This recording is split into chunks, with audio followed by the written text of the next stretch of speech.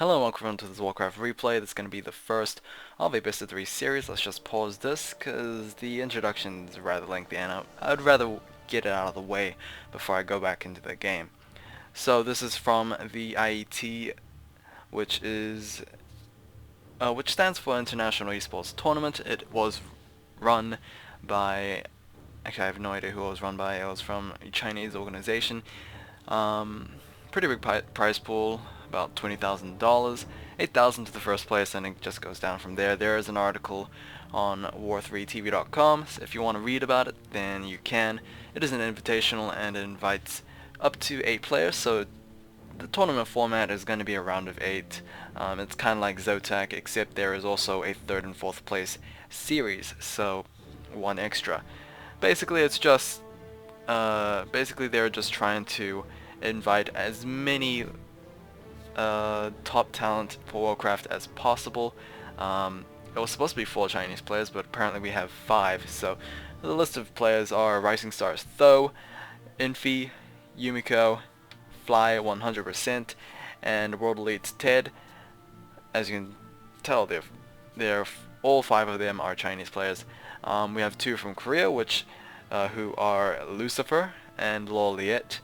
And the final one is actually from Russia. It is actually going to be Nicker. Some may think that Hawk should have probably been in there since he is top 4 Zotac Cup winners, but I'm not sure what the invitation process was like, so I have no idea if he was considered or not. Either way, this is going to be the first quarterfinals of IET. So let's get this underway. On the top left we have Rising Stars Tho spawning in as the purple human player on the top left. And we have Lucifer spawning in as the red undead player on the top right. Human vs undead, we've seen this a lot of times.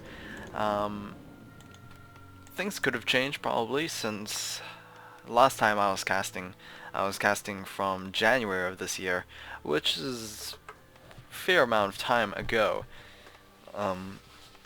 It is obviously May on the time of this recording, so yeah. And before that, I was casting WC, which was like mid-December last year, so not sure if the game has changed, but oh well.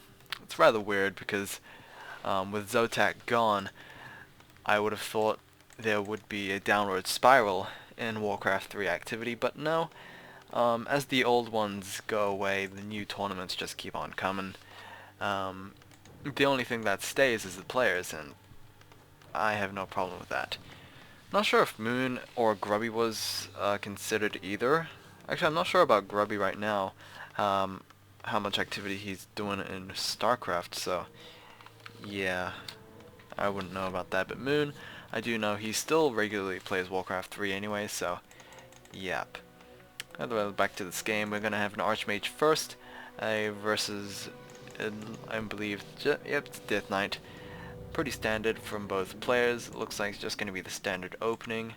Tomb of Relics before Graveyard, so it's not the earliest you can possibly get for Crypt Fiends, but it is probably the second earliest. The last is probably when you go Halls of the Dead and then Graveyard. There was basically just three different types of openings for Crypt Fiends anyway, so this is probably the middle part of the 3. Lucifer is going to pop his Death Knight out, and he is going to purchase that Rod and Necromancy. He's going to go for some early harassment. Meanwhile, Tho, not going to go early and go for that Renegade Wizard camp. He's actually going to clear out the Green Creep camp first. It's not going to require any militia to be pulled. So yeah, he'll be able to get his lumber count to the desirable, I guess, amount. Not sure how important lumber is actually on a human player, seeing as like footmen don't exactly cost lumber. The only, I guess, lumber you would spend is probably on maybe an early arcane vault or just more farms, or maybe an early tier 2 or expand, but then again you need to clear out that gold mine anyway, so you gotta pull those militias nonetheless. So I don't really know where I'm going with this. Lucifer doesn't look like he's managed to pull much. He does have a pair of skeletons. One is very, very low. And there we go. The militia has been pulled to clear out this renegade wizard camp. Let's see if Lucifer is going to pick up much. Shadow Priest has been picked up for Tho, so at least that is something for him. Level 2 has been gained for Tho's Archmage, so he will be able to use that Brilliance Aura. Lucifer, will he be able to pick off that Elemental? He will not. It looks like the neutral creep was able to get the killing blow off that, and he does not gain any experience whatsoever. And the Renegade Wizard will fall, and he will drop the Pen of Energy item, which is the increased 150 capacity on the mana pool. So, not sure if it's necessarily useful on the Archmage, since he has mana regeneration anyway. Could be probably given to the Mountain King instead, possibly, if there is going to be a Mountain King in this game, or the Panda, doesn't really matter. And quickly, level 3 is about to be gained, like back-to-back camps for Tho. This is going to be rather difficult for Lucifer, especially since he's only level 1 with absolutely no experience. We did see there a Death Coil coming out. He did try to go for a steal on the Trapper, but he was a little too late, and he still does not have any bit of experience, as well as taking quite a beating, running away with about half health. Tho is indeed going to expand first versus his opponent. I think Tho measured Lucifer in this game and found out that it is probably safe to expand. He is going to go for that. Lucifer has not had the best of success as of yet. He does have about 3 Crypt Fiends out on the field. Halls of the Dead has been completed, so we would expect the Slaughterhouse to be placed down as well. Possibly, maybe even the Lich being trained up very soon. Either way, Tho is gonna finish off this Ogre Mauler camp. He does have a Berserker of his own, so damage is not necessarily a worrisome point. Salty item, I actually did not see what it was, so I do apologize. Boots of Speed has been picked up, as well as a TP Staff, so interesting that the Archmage got a TP Staff. You would usually not see that on him, but that's what's happening right now. This Ogre Magi camp might be stolen away from Tho, or for Tho, so from Lucifer. Lucifer is kind of being starved by Tho. He is, of course, taking camps that has not been taken yet, such as this Green Creep camp, as well as this Marketplace. He does gain level 2 as well, so Unholy Aura is available, but yeah, Tho is he's just playing really aggressive right now. He's stolen he's stolen a very important camp on the bottom right from his opponent, so possibly could take more. This Tomb of Relics is about to be destroyed, bringing over a couple of Acolytes, but it seems a little too late, or at least just not enough, and will be problematic. Lucifer did get himself that Lich, so Frost Nova is available. The AoE damage is usable. Of course, the Lich still has plenty of mana, so he has no problems worrying about that, but the footmen are really just high health. They're a really beefy bunch, so it's really hard to take them down, especially with those Crypt Fiends, especially since those footmen do have defense, so we'll be able to possibly reflect some damage back to those Crypt Fiends. We do indeed have a statue out for Lucifer. He is going to place down, or replace, that Tomb of Relics. Hopefully that will not be destroyed by Tho very soon. And Tho just gonna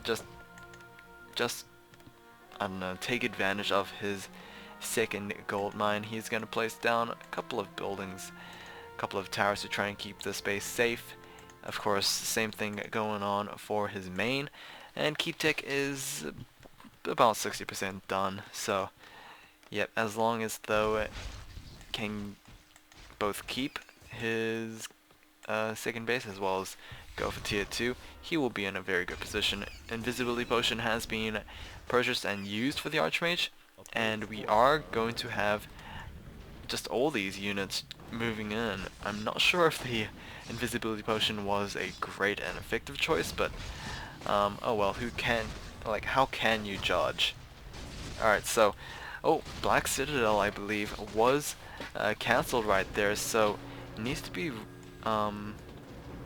careful. He is going to place, or he's going to train up a couple of acolytes, since he did lose a couple. Nice Frost Nova on the Archmage, but was not enough to kill him. Will force him back away from the space. We did see him use that TP staff to try and get to the back, but he did get bursted once again, and he will indeed use that TP scroll. Actually spending a lot of gold, buying clarity, buying TP scroll, but since he does have second base, it doesn't really matter too much. Level 2 has been gained for the Lich. He does have the Gloves of Haste to increase his DPS.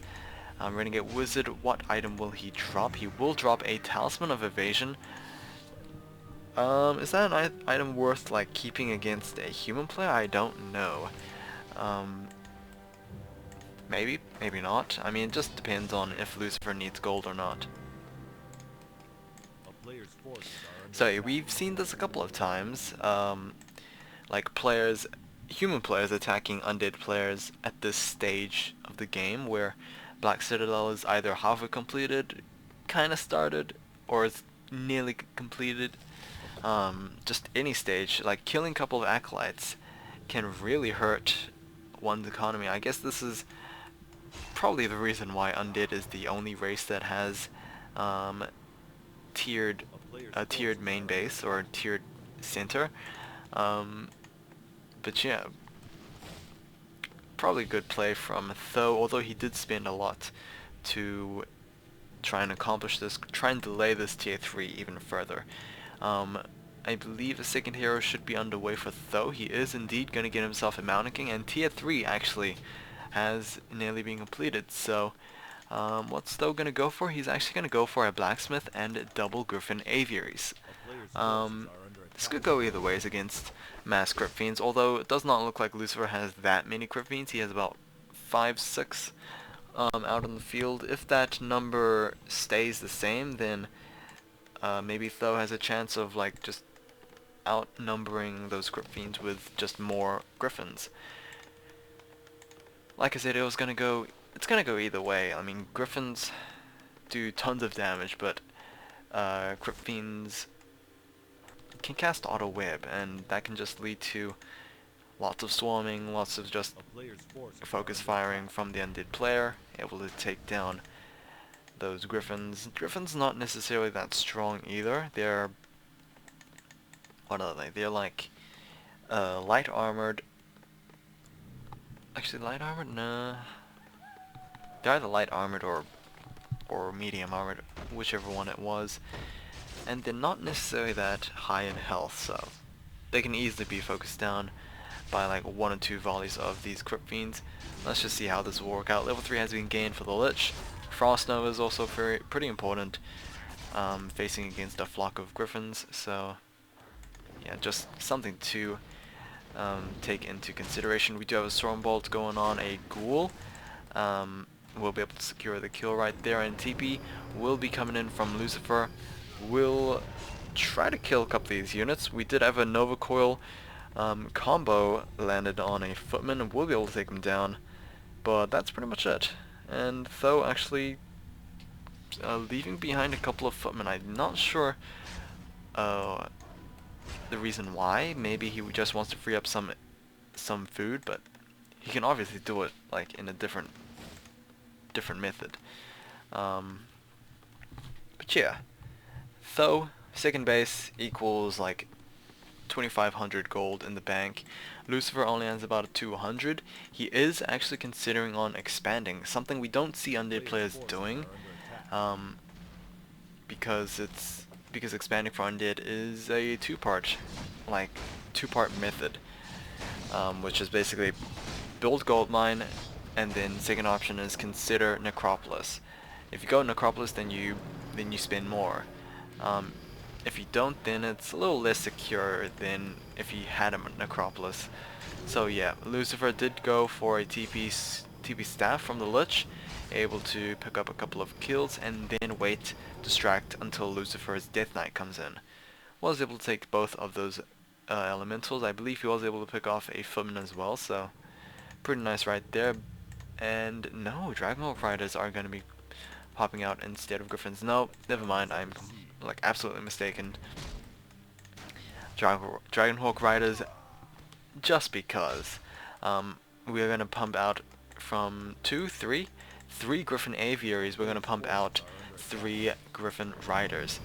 Now, obviously Tho does have the gold to support this, but he does not have the lumber, so he needs to kind of consider just how many production buildings he can actually use. He's got one, actually he's got a couple, he's got another wave queued up already, so it does not look like lumber is that much of a problem. I guess just wait until the next wave has been completed and then queue up another wave. +1 armor, I believe, or is that +2? That probably is +2 armor for those griffins is underway. Never mind, that is +1. So yeah, so 2-0, soon to be 2-1 griffins are now in the field. We also have a single Dragonhawk rider leading the flock of birds, but how well can those Gripfiends do? Do we have the autocast whip? I am not sure. Lucifer actually going to go for a second crypt. Either that's to transition into gargoyles or just quickly reproduce his Gripfiends. It's either one of those choices. And we have a couple of knights popping out for Tho as well. Animal war training has been completed, so it does benefit from both of those knights as well as griffins. 2-1 griffins. We have a paladin coming out to finish the tri-human hero let's try again. The human trifecta of heroes. We did have actually a footman being taken down. I think that was just to free up space or something, because Tho is going real deep in that, and he is going to go for a high upkeep army. Auto Whip has indeed been researched, but it does not seem like it's enough. One Griffin has finally been taken down, and the Dragonhawk will follow, but at the cost of about 2 Gripfiends. The eventual damage will just simply be too much for those Gripfiends. However, the destroyers are now in the air. They really can't be dealt with by those griffins, since those griffins do deal magic, and of course the destroyers are magic immune. So it will take a long time, but the griffins will eventually be killed by those destroyers. That's, I guess, probably why the Dragonhawk rider was considered, but seeing as the Dragonhawk was focused down anyway, it does not really matter too much. Lucifer gonna lose himself, possibly this base. The destroyers trying to do their best. The elemental is a dangerous, I guess, summoned unit to be facing when you're versing those destroyers, and it does indeed look like gargoyles have been trained up. I was probably just trying to see which crypts were actually producing them, and there we go, the Dragonhawk riders. Although they can't cast their shackles on these destroyers, they still can attack them, thanks to their piercing damage type. GG from Lucifer, actually. So we won't see his army get annihilated, although it was kindly destroyed. No, GG before any real fight happens. So yeah, hopefully you guys have enjoyed the first game. I'll see you guys again in the second one. Take care.